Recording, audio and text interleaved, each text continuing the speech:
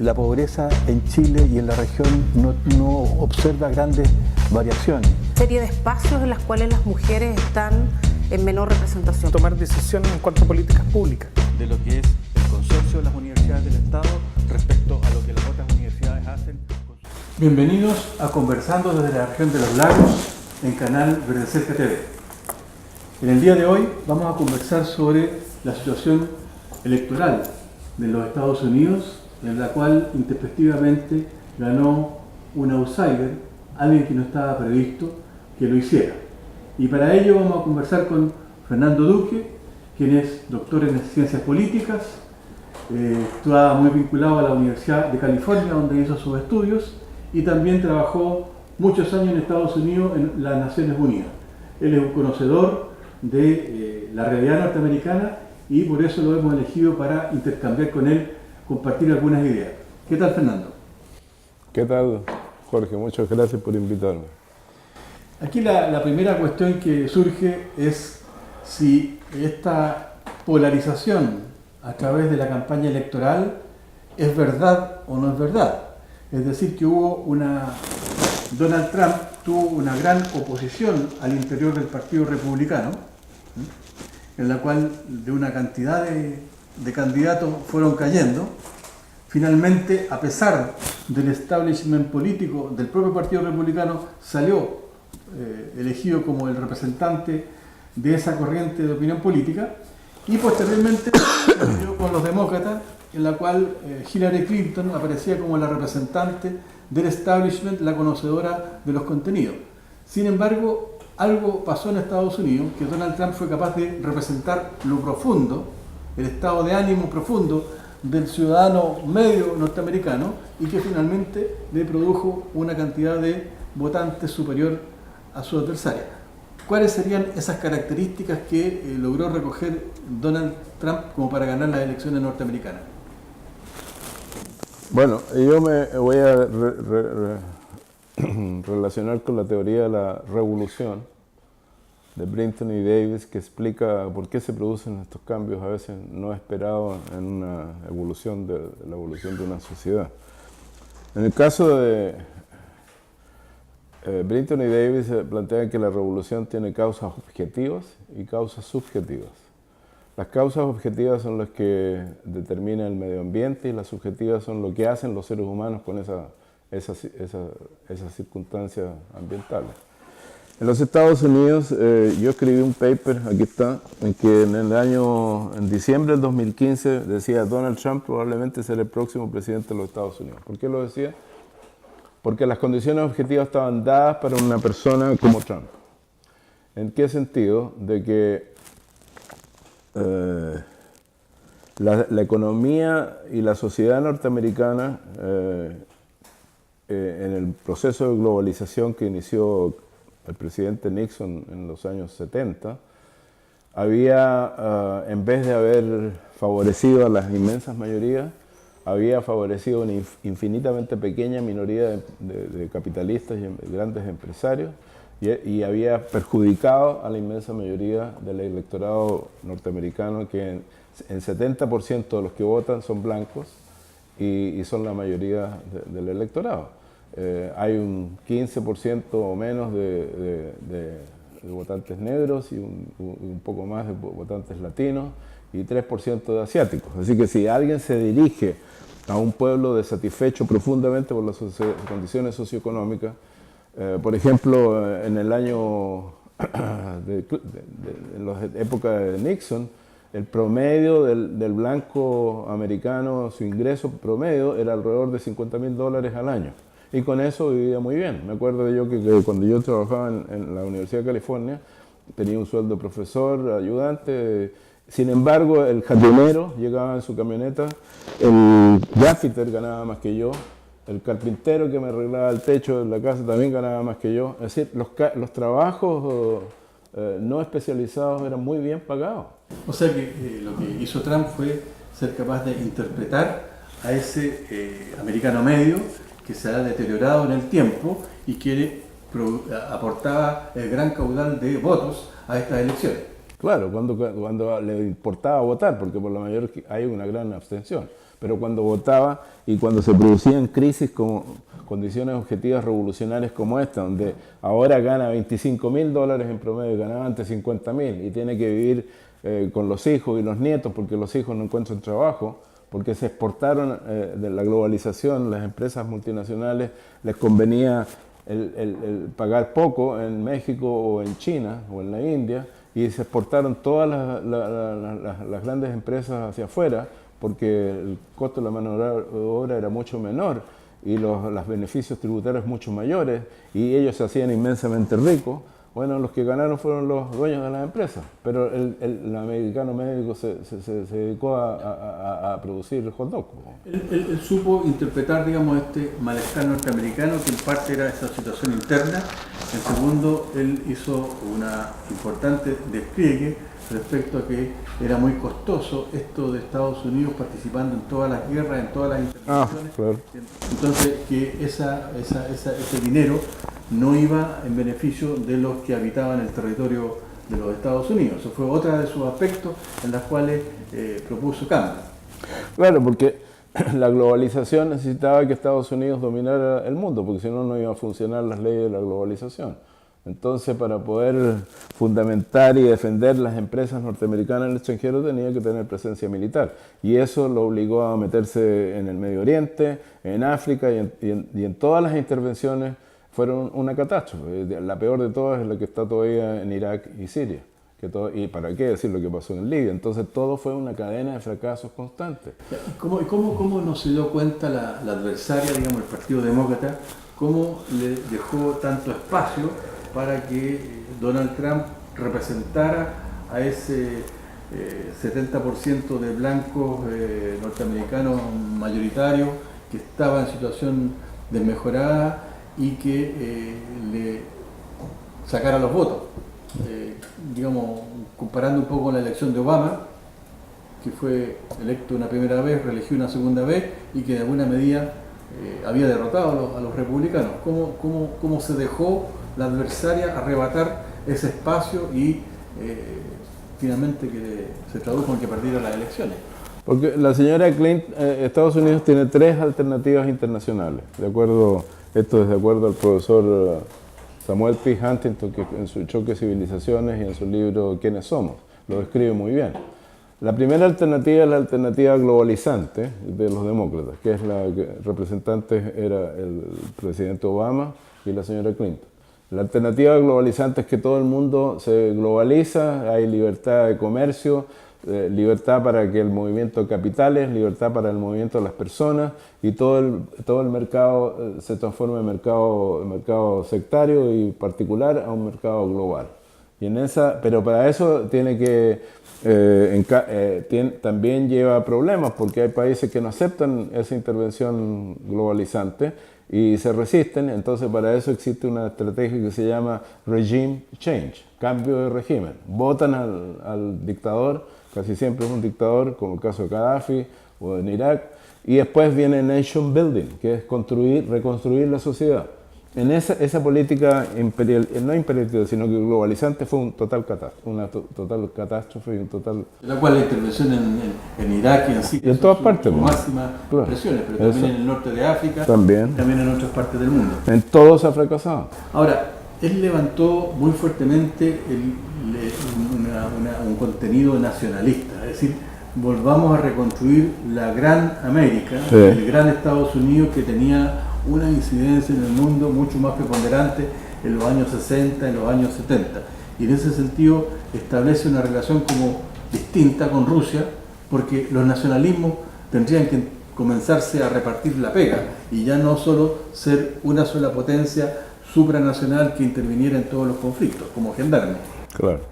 De hecho, como te decía, Huntington plantea que Estados Unidos tiene 3 posibilidades. Una es la globalizante, que ya fracasó. La otra es la imperialista, que es la que siguió el presidente Bush, hijo, que consistía no en convencer, por convencimiento, transformarlo en neoliberales al resto del planeta, sino que a cañonazos si es necesario. El imperialismo militar. El imperialismo militar, es la típica intervención en Afganistán y en Irak. Esa también fracasó.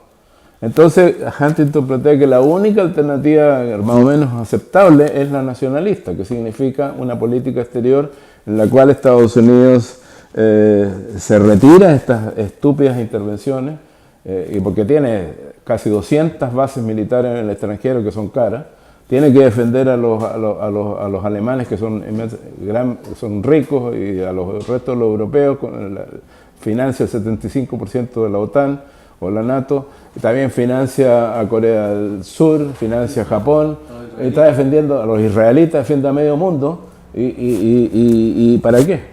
Entonces queda muy poco para los nacionales, claro, que son los que se han deteriorado. No solo han muerto. ¿En qué va a cambiar las relaciones con Europa, por ejemplo?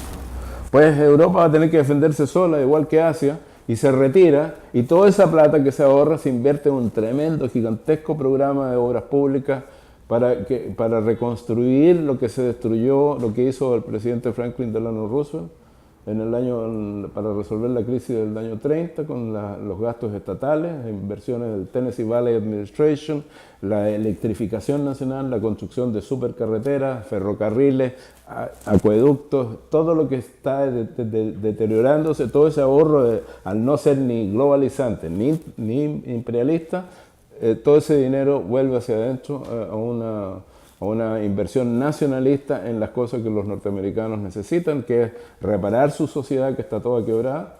Va a tomar 3 décadas por lo menos resolver el problema del melting pot, porque ya no se sienten todos norteamericanos, hay blancos, negros, latinos, qué sé yo, todos peleando uno con otros, y eso va a requerir un trabajo gigantesco, el juntar a esa gente y sobre todo sacarlos de la pobreza. Sí, hay un vuelco a una economía más centrada en lo nacional y también en lo político, eso va a implicar un conflicto con Europa, porque Europa va a tomar las mismas medidas de contradefensa, y también va a cerrar más las fronteras, va a establecer más límites, va a haber una competencia más acérrima entre Europa y los Estados Unidos de América en el futuro. Sí, pues, ¿sí? Estados Unidos tiene un mercado suficientemente grande para darle trabajo a su gente. No necesita... ¿Y en qué cambian las relaciones con Rusia, por ejemplo? Bueno, yo creo que Trump entiende muy bien el nacionalismo ruso y el nacionalismo chino, entiende que ya se acabó la unipolaridad, que ahora hay un sistema multipolar y que cada potencia tiene su área de influencia y como lo que decía Huntington, el choque de civilizaciones, cada civilización tiene su líder que tiene que resolver los problemas de esas civilizaciones y no meterse en los problemas de otras, porque eso crea, por supuesto, una posibilidad de una guerra nuclear catastrófica, si te empiezas a meter en la chacra del vecino.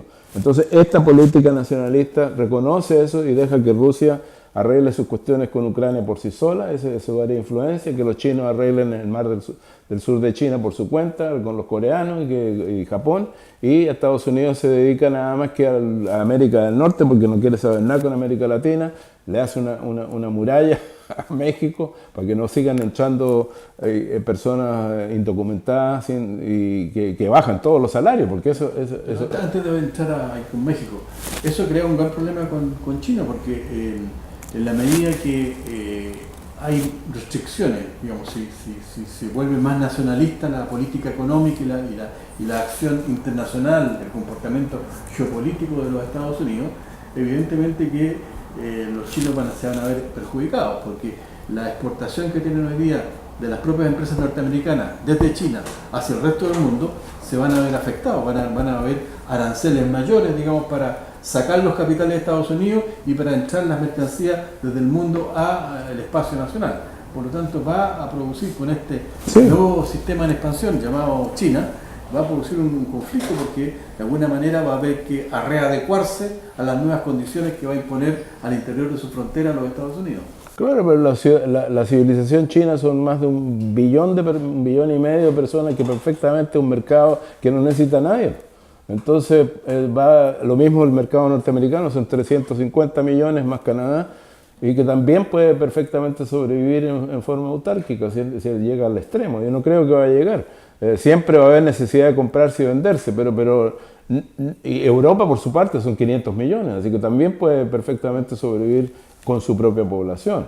La globalización no es indispensable. El fin de la globalización se ha dado siempre, con guerra. Ahora es posible que se dé en forma pacífica, pero la primera globalización, la del año que empezó en 1870, terminó en la catastrófica Primera Guerra Mundial en 1914, y después la otra globalización terminó en el año 39 con la otra guerra gigantesca. Lo que se trata aquí es de evitar ese conflicto bélico y satisfacerse dentro de los límites, porque son mercados suficientemente grandes como para sobrevivir sin tener que ir a conquistar a nadie. La globalización era un poco la perforación de las fronteras nacionales, en la cual el mundo era un espacio común, en la cual el liberalismo competía en las mismas condiciones, las empresas competían en las mismas condiciones y los espacios nacionales perdían importancia. Hoy día, al reconstituirse los espacios nacionales, porque si se reconstruye el espacio nacional norteamericano, digamos Estados Unidos, Canadá, va necesariamente a que reconstituirse los espacios nacionales europeos y el espacio nacional chino y el espacio nacional ruso y su federación de países alrededor. Y el espacio latino también. Y va a haber, los otros van a ser dejados de lado. Sí. O sea, los otros esos no juegan, van a jugar los grandes mercados, los grandes, digamos, desarrollos tecnológicos, van a competir por la hegemonía al interior de esos espacios nacionales y al interior de esos grandes cuatro espacios mundiales. Eso va a aumentar los conflictos. Sí, bueno, si no tienen buena diplomacia, por supuesto que puede terminar en guerra mundial. O en una multiplicidad de guerras regionales. También. Eso es inevitable, pero va a depender, como dice Huntington, de la capacidad politológica de los líderes de meterse en su propia chacra, resolver los problemas internos y no meterse en los problemas a los demás. Ahora íbamos derecho, con Estados Unidos metiéndose en los problemas, todo el mundo íbamos derecho a una catástrofe nuclear, que es peor todavía. Y en el enfoque que hasta ahora se puede ver del equipo de Donald Trump en las cosas que ha anunciado, ¿cómo va a enfrentar a este movimiento árabe del ejército que está instalado en Siria y en Irak y quiere conformar, digamos, la gran reconstrucción del mundo árabe? Bueno, este ejército ISIS fue inventado por la CIA. Entonces ahí están los resultados de una política errada de tratar de ganar ventajas financiando a grupos que eventualmente se te dan vuelta, como pasó en Afganistán. Al-Qaeda fue creado por Estados Unidos para luchar contra los rusos comunistas y después se le dieron vuelta. Lo mismo pasó aquí. Esta es una creación de los occidentales desesperados por tratar de dominar el mundo.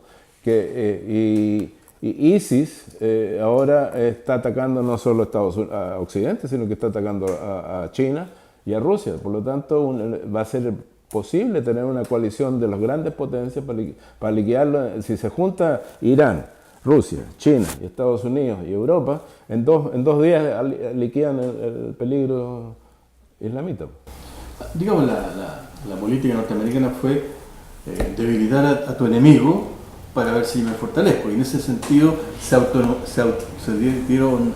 autonomizaron Al-Qaeda y hoy día este ejército que está instalado en Siria y en Irak, y adquirieron sus propias reivindicaciones, sus propios espacios, que se volvieron contra incluso las acciones norteamericanas. Por lo tanto, como tú dices, yo los ayudé a formarse, pero después al adquirir autonomía empiezan a hacer su propia acción y se pierde, digamos, la relación, y un poco Estados Unidos está como en el intermedio, no sabe si enfrentarlo o quedar al margen de eso y dejar que se encarguen los rusos, se encarguen los sirios en Medio Oriente. Ahora con Trump los va a enfrentar, pues va a haber una coalición entre Trump, China y Rusia e Irán para liquidar a ISIS. Y lo van a liquidar, porque ISIS no es nada. A bombazos lo eliminan en un par de semanas.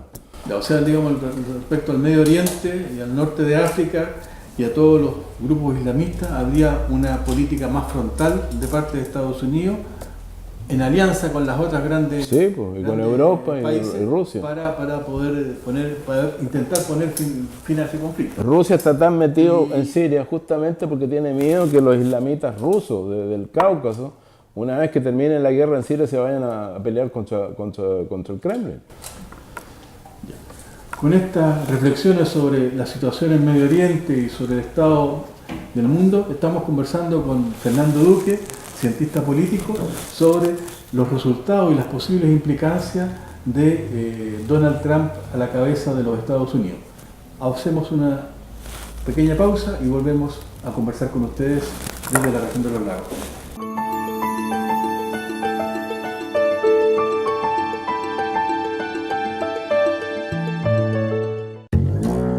Miles de personas hacen compras cada día en panaderías, supermercados, tiendas y otros establecimientos.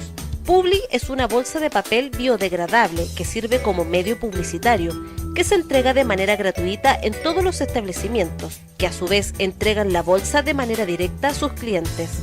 Es por eso que Publi es la mejor forma de llegar a miles de personas.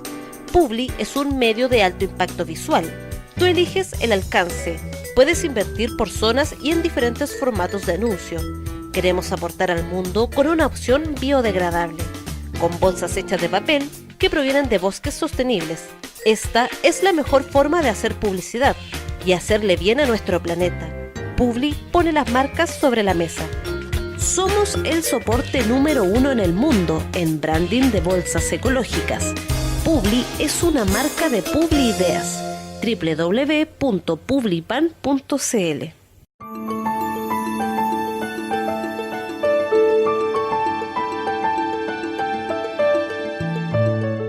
Bien, retomamos esta conversación desde la región de los lagos con Fernando Duque y estábamos haciendo el análisis de los posibles impactos que el triunfo de Donald Trump en Estados Unidos podía traer internamente para su país y también para los otros países del resto del mundo. Y habíamos estado viendo que esto se insertaba dentro de un agotamiento del modelo norteamericano y del modelo de la globalización, es decir, los aspectos benéficos que la globalización iba a traer para los Estados Unidos no se estaban verificando y había habido una tendencia al empobrecimiento de ciertos sectores de Estados Unidos que son finalmente los que él supo identificar, supo trabajar y finalmente le aportaron los votos necesarios para su triunfo electoral. Y tú querías decir algo sobre el agotamiento de la globalización. Estamos en una etapa del agotamiento de la globalización. Se creyó que este espacio mundial iba a traer efectos de dinamismo para todos, iba a disminuir las diferencias entre los países, iba a crear empleo, iba a permitir a las nuevas tecnologías expandirse y crear mejor calidad de vida para todo el mundo. Sin embargo, ya a 20, 30 años de esta primera etapa de la globalización estamos verificando que se han intensificado las guerras, se han identificado las desigualdades sociales y hoy día hay más conflictos que hace 30 años atrás.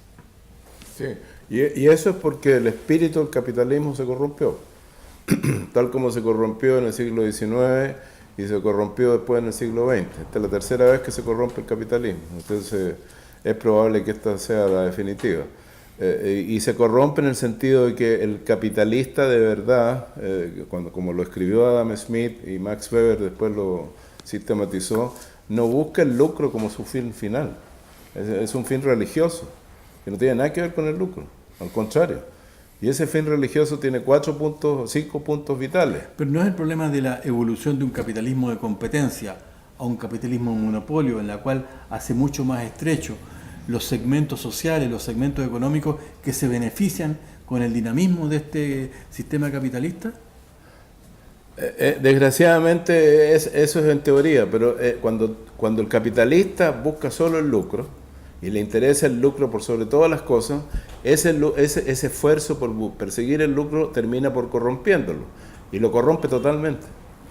Y todo se echa a perder así, en esa situación. Él ve solamente su ganancia inmediata y no piensa en el interés común, piensa en el interés particular. Y eso fue lo que le pasó al capitalismo varias veces, y la última es la que le está pasando ahora. Y esos sectores que se empobrecidos de los Estados Unidos, que individualmente han sido afectados y sectorialmente también, son los que se rebelaron contra el establishment de la sociedad global, de esta globalización, sí, y se volcaron a Trump contra Hillary Clinton porque más de lo mismo iban a seguir perdurando su situación de desmedro. El establishment solo le da bienestar a los ricos y jode al resto de la inmensa mayoría de la población. Y por lo tanto la reacción natural de los que no son beneficiados por el sistema, que son la inmensa mayoría, es rechazar esa solución. Esa globalización no sirve. Ahora, dentro de este nuevo contexto, ¿cómo eso se vería en los cambios para América Latina? Por un lado, él ha anunciado que va a expulsar de Estados Unidos a 3 millones de inmigrantes ilegales, que en su mayoría son mexicanos, y que con eso va a crear empleo y mejor calidad de pago para los propios residentes norteamericanos. ¿Cómo tú imaginas que pudiera dibujarse esta política en el plano interno y todos los conflictos que a nivel de América Latina va a crear? Porque no solo va a estar implicado México, va a estar implicado Honduras, va a estar implicado América Central, etcétera, y otros que han contribuido con grandes flujos hacia Estados Unidos. Bueno, yo creo que lo que Trump plantea va mucho más allá de lo que tú acabas de decir. Él primero plantea crear una tremenda muralla que separa Estados Unidos de México y luego mandar para sus países no a 3 millones, sino que a 12 millones. Sí, pero esa muralla se va a demorar en el tiempo todavía. Él anuncia para los primeros meses de su gobierno, anuncia que va a revisar, él tiene ya catastrado que hay 3 millones de ilegales y que esos son los primeros que van a... Sí, de legales criminales. Sí. Sí, pero piensa mandar para afuera a más de 12 millones de personas que no tienen papel, que no entraron a los Estados Unidos de acuerdo a las leyes norteamericanas. Y eso es mucho más de lo que los 3 millones. Y eso lo va a hacer en los años que siguen, por supuesto. ¿Y qué impacto va a tener eso? Bueno, va a tener un impacto revolucionario gigantesco en América Latina, porque una de las razones por las cuales las corruptas élites latinoamericanas han logrado sobrevivir es porque su exceso de población lo manda para Estados Unidos, a los pobres los manda para allá. Y eso es como una válvula de escape que permite que las condiciones objetivas de la revolución en América Latina nunca se ven, siempre se desinflan. Y en compensación, ellos mandan sus flujos de dinero, los mandan a sus países de origen, a su familia, y eso extrae una cierta liquidez norteamericana y compensa las desigualdades o las intranquilidades de los latinoamericanos que están trabajando, de la familia de los norteamericanos, de los latinoamericanos que están trabajando en Estados Unidos. Pero destruye las condiciones objetivas de la revolución en América Latina. Esa válvula de escape, mandar millones de pobres para Estados Unidos a conseguir mejores estándares de vida y luego mandar remesas a América Latina, hace que la revolución latinoamericana de verdad nunca se produzca. En cambio ahora es probable que al cerrarse esa válvula de escape se cree la combustión necesaria para la explosión revolucionaria en América Latina. ¿Qué impacto en México, que es el directo? Y hasta ahora Estados Unidos tenía un acuerdo comercial en la cual había el espacio común de Canadá, México y Estados Unidos, tenía un mercado común y en la cual las empresas se habían instalado en la frontera con México o al sur de Estados Unidos justamente para beneficiarse de la bajo valor de la mano de obra. ¿Qué impacto va a tener eso de esta política? Inmediatamente la revolución de Chiapas se reinicia y viene la segunda revolución mexicana. Si tú dices los conflictos sociales al interior de México, claro, se van a ver acentuados porque no va a ser capaz de responder. La élite corrupta mexicana jamás va a resolver esos problemas, por lo tanto va a terminar una explosión revolucionaria. ¿Qué problema va a traer con Puerto Rico, en la cual también pues igual.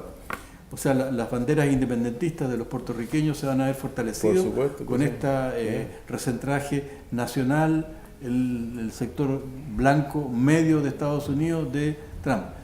Y respecto a la apertura que había tenido Estados Unidos con Cuba, ¿qué es lo que se prevé que pueda ocurrir ahí? Porque los republicanos no estuvieron de acuerdo con las medidas que estaba impulsando Obama de mayor, digamos, apertura comercial y de eliminar las trabas que una cierta ley impedía el comercio con Yo creo que Trump va a estar tan ocupado con sus problemas internos que se va a olvidar de Cuba, seguramente va a abandonar Guantánamo y va a devolverle Guantánamo a los cubanos y América Latina que se las arregle como pueda.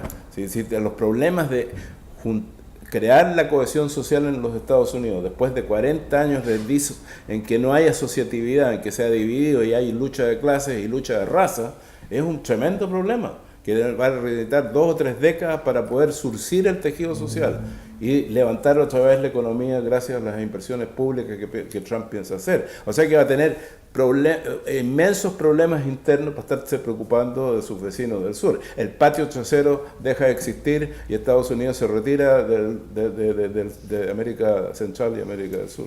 O sea, este acuerdo del NAFTA, este proyecto Se va a la cresta. de hacer un mercado común con América Latina, América Central y el Caribe, pierde fuerza, por supuesto, porque ya no va a ser posible establecer condiciones de igualdad o condiciones de bajo arancel de ingresos de productos latinoamericanos a Estados Unidos, lo que le va a llevar a un conflicto político, porque en la medida que hasta ahora había esa compensación económica, los países latinoamericanos fácilmente se vandalizaban en las Naciones Unidas bajo las banderas de Estados Unidos. Por lo tanto, se va a debilitar también las Naciones Unidas como instancia supranacional de resolución de conflictos y de estímulo de ciertas situaciones tanto económicas como migratorias como políticas. Va a ser un gran empuje para UNASUR y la coalición de populismos latinoamericanos que está en capa caída. Seguramente va a volver el populismo a Brasil, va a volver el populismo a Argentina y por supuesto Chile va a caer en el populismo también, sí, eso es inevitable. O sea, esta acción nacionalista de Donald Trump en Estados Unidos va a favorecer la integración latinoamericana porque claro, van a tener que reencontrarse los países para defenderse y para socializar la economía, la política y los impactos de los flujos migratorios de vuelta que van a estar llegando desde los distintos países. América Latina se va a ver obligada a darle trabajo y buen trabajo y bien pagado a sus habitantes y no tiene otra salida, va a tener que hacer la revolución. ¿Por qué? ¿Por qué tú dices que van a mejorar los salarios? ¿Va a tener que darle un buen pago? Porque si no viene la explosión social, pues va a tener que dar oportunidades de trabajo dentro de sus fronteras. Ya no está la válvula de escape de mandarlos para Estados Unidos. Entonces va a tener que las élites latinoamericanas van a tener que ponerse las pilas y empezar a pensar seriamente cómo crear buenos puestos de trabajo y desarrollo económico, social y político. Supongamos que esta política de Donald Trump en Estados Unidos tiene un gran impacto al interior de Estados Unidos y en el mundo, pero va a tener también muchos detractores. Por lo tanto, es perfectamente posible que el gobierno republicano dure 4 años. Y todos sabemos que ya cuando cumple 3 se convierte en pato cojo porque ya no tiene las mayorías. Las elecciones en Estados Unidos son cada 2 años, se renuevan parcialmente el Congreso, el Senado, y por lo tanto puede perder la fuerza que inicialmente tiene hoy día de una gran mayoría republicana en las 2 cámaras. Sí, eso es lo que señalaría la derecha norteamericana, pero con Trump no es ningún estúpido.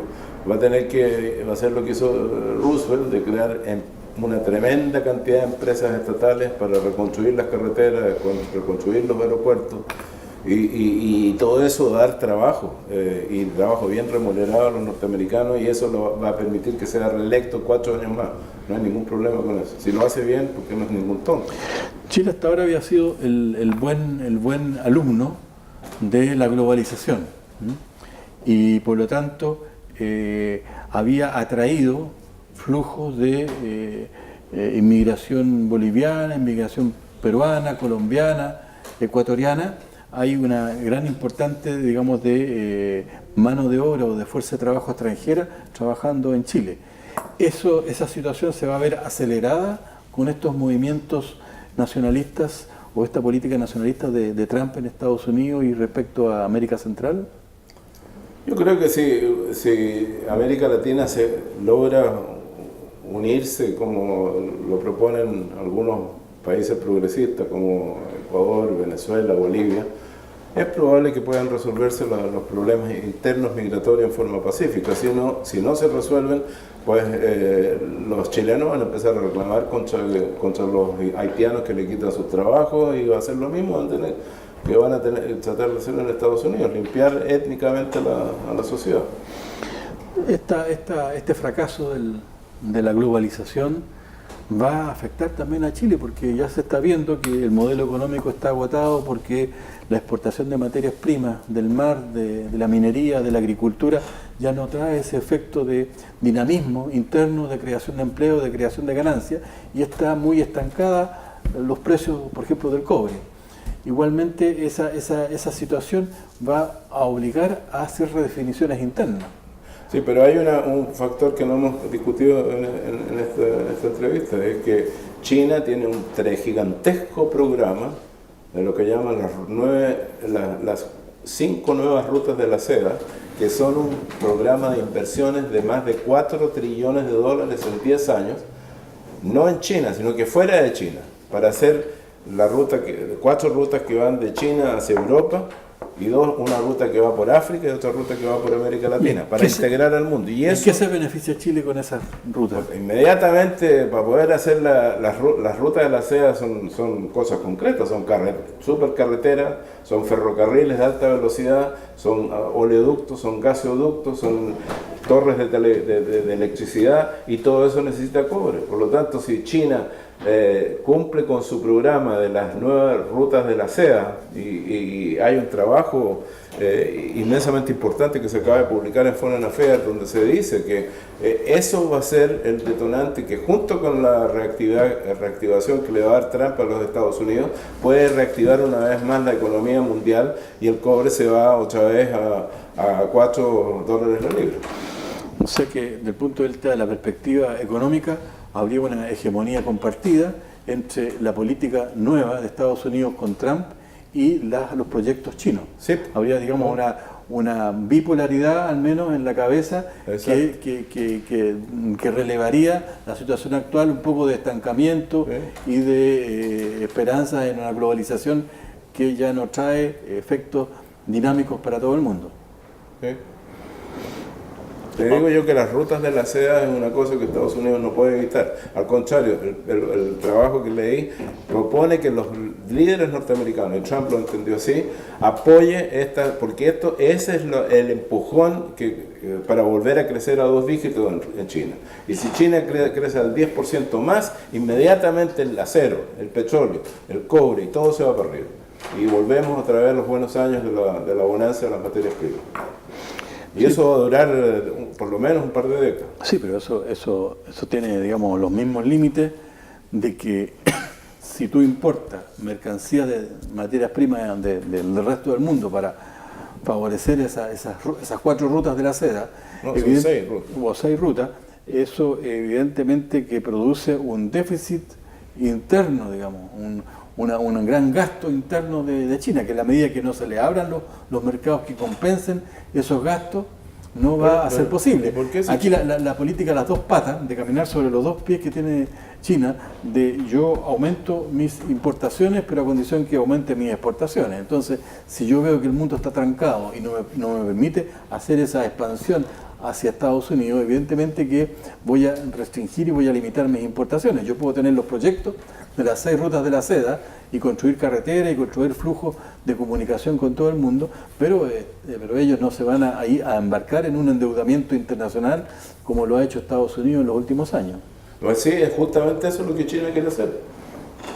Xi Jinping quiere hacer eso, a través de deuda, reemplazar la demanda que existía antes a través de la globalización de los productos chinos. Ahora la demanda va a ser de todo el resto del mundo que está recibiendo esas tremendas inversiones. 4 trillones de dólares en una década es un montón de plata. Entonces esa va a ser la válvula de escape para los productos chinos. ¿Y quién va a proveer los aeropuertos, los puertos, los acueductos, los oleoductos y todos esos materiales? Va a tener que comprárselo a China. A condición de tener suficientemente ingresos de sus exportaciones de los otros productos tradicionales para generar ese financiamiento, para generar esas inversiones, porque eso no es una cosa espontánea, digamos, las rutas de la seda van a funcionar una vez que estén instaladas. Si no, va a ser muy escaso todavía. Es una apuesta estratégica hacia el dominio geopolítico, así como yo me posiciono en el mundo respecto a mi economía. ¿Y tú crees que Donald Trump va a quedar un poco inerte, va a quedar tranquilo, va a quedar pasivo respecto a eso? Tiene problemas internos enormes, no puede oponerse. El que va a mandar el mundo va a ser China, y eso está diseñado de esa manera. Rusia, ¿tú no la ves como también potencia emergente aliada de China con Irán? Sí. Es Rusia, Sudáfrica, Irán, y India, y todo esto bajo el control chino. Europa va a seguir jugando una función, un rol un poco propio, es decir, se va a ocupar de su espacio. Tiene su propio mercado, sus 500 millones y sus 27 países y va a lograr integrar. Y tiene problemas gigantescos que resolver. Así que Europa igualmente. Y sigue la alianza tal vez económica entre Estados Unidos y Europa. Bien, con esta conversación sobre la geopolítica mundial, sobre las tendencias, el análisis de los resultados en Estados Unidos, hemos estado conversando con Fernando Duque, doctor en Ciencias Políticas de la Universidad de California, y hemos tratado de diseñar un poco lo que se podría venir en los próximos meses y en los próximos años. Un nuevo orden o un nuevo desorden mundial en la cual va a haber unas hegemonías cambiantes, van a haber un rebarajamiento de cartas en las cuales los que tenían posiciones dominantes ya no las tendrán o las tendrán muy amelioradas, muy disminuidas. Con ustedes será Conversando en la Región de los Lagos. Hasta la próxima semana. La pobreza en Chile y en la región no observa grandes variaciones. Serie de espacios en las cuales las mujeres están en menor representación. Tomar decisiones en cuanto a políticas públicas. De lo que es el consorcio de las universidades del Estado respecto a lo